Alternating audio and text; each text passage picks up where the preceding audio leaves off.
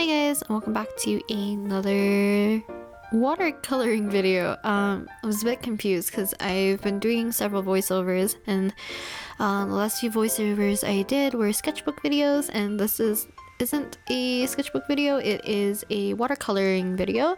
So I am painting Lovely's Sujong, and yeah, if you're a Lovely's fan, please let me know. I feel like I haven't found very many, at least within the community that I'm in, but yeah, I really do adore Lovely's, and I've been a fan since debut. So yeah, I haven't really done much fan art of them just because I don't draw females as much anymore, but I thought it was a good opportunity because I adore her hair color. Basically, Sujong came out with a solo debut album, which is really nice because I love her style of music, and her voice is very much a little bit different compared to normal girl group voices. It's a little bit more, I feel is it more R&B, husky-ish voice? I don't know, it's just a beautiful vocal color, vocal tone. But I really wanted to paint her because her hair is really gorgeous. It's a really beautiful blue color. I definitely upped the saturation and up the more blueness because I believe her hair is a little bit more bluish green in some parts, or at least some photos and lighting looks like it. I definitely added a little bit more blue a little bit later, as this color that I'm adding right now, pretty okay, I believe. My fan is going haywire on my laptop. I'm so sorry if you can hear that because it sounds really loud.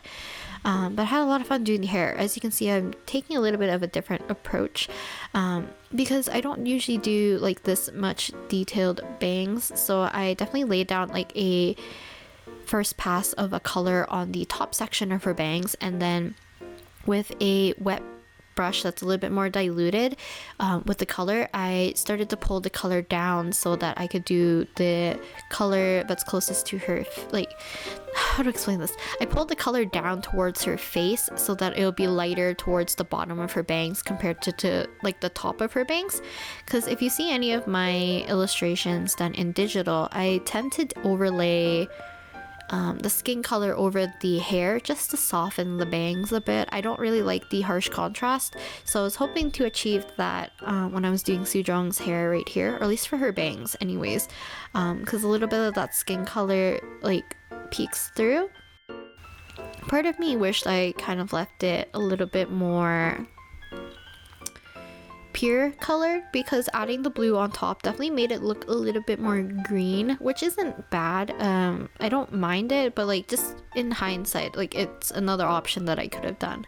But as you can see, I had a lot of fun working with the shapes of Sujong's hair. So I don't remember in the reference that I was using if her hair was this wispy, but I definitely add a lot of the more flyaways. I decided to separate her hair in certain chunks so that I knew certain hair would be going forward, a little bit of hair was floofing in the back, and then I would have to darken and section off part of her hair to make it a little bit more has more volume.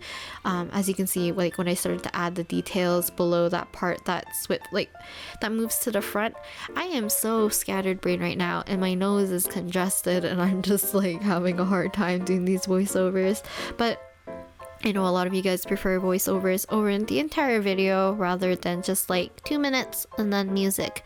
But yeah, I hope you guys don't mind. I want to explain this. So basically, I did this Sujong painting prior to doing the Sailor Moon redraw. So the only reason I had the confidence to do the Sailor Moon redraw was because I did this painting first, which I was very much on the fence about because I didn't know if I liked how this one came out, because I usually don't draw females that often, let alone paint them. So this one's kind of a step towards a confident boost compared to previous paintings where I feel I was struggling a little bit more. I wish I chose a bit of a different color for her eyes, because her eyes and her hair match a little bit too much, and I feel I could have made the eyes stand out more instead of just darkening it. But yeah, this part of the video, I'm just line arting her bangs, and I wish I used a slightly lighter color for the tips of her bangs because it would have made it look a little bit more softer, but because I was lazy, I just decided to use the single almost like a dark navy blue color for the entire line art for the entire sections of hair, which isn't ideal, I guess, if I wanted to retain that softness that I got from getting the dark color of the the shadow under the highlight towards the ends of her bangs. If I wanted to retain how soft it looked, I should have used a softer line art, but I didn't. I definitely think adding shadows after the line art definitely helps push the amount of depth that you can get for the hair, because I treat the line art as almost the darkest value I can get when I'm doing certain parts of like the painting. So like if I put in line art for the face, I tend to not put any colors darker than the line art because I want the line art to still define the shape. Like I can have tones be the same value as the line art, but I prefer not to exceed it because then it kind of defeats the purpose of even having line art.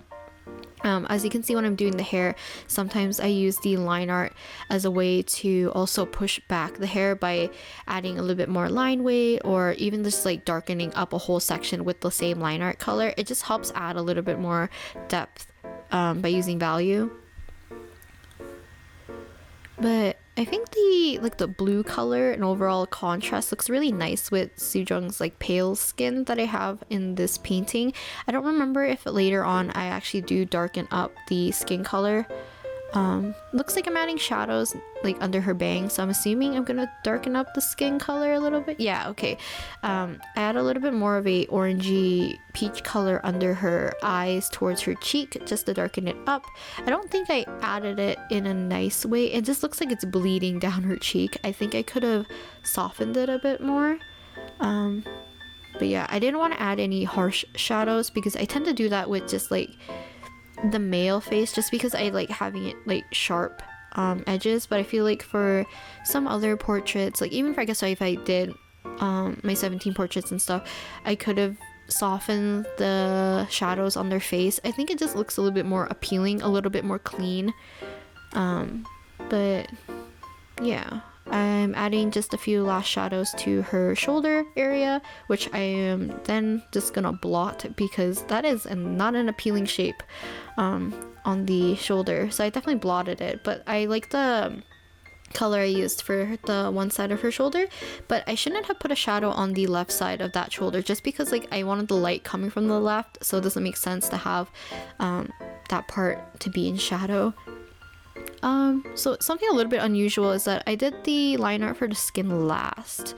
Usually I like to do that first before I darken up any areas because I do want the skin to be the most pale part usually, or like the most clean part, not pale per se, just clean. And as usual, I'm using white gouache to do the final touches, so I added a little bit of shine into her eyes.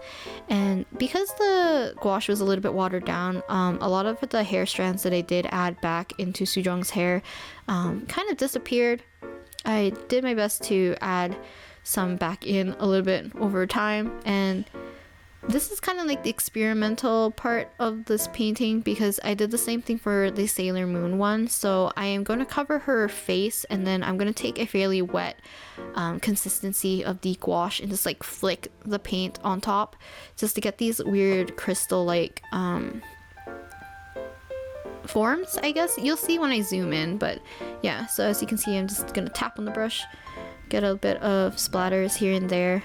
I'm not gonna go over crazy. I wasn't happy that there was like this big blotch like really close to her eye, but luckily the paint was so wet that when it dried it was fairly translucent. But yeah, so hopefully you guys can see that if the little paint splatters actually like faded quite a bit. But I hope you guys enjoyed watching this process video or speed paint, and I'll talk to you guys next week with another sketchbook doodles video. Bye!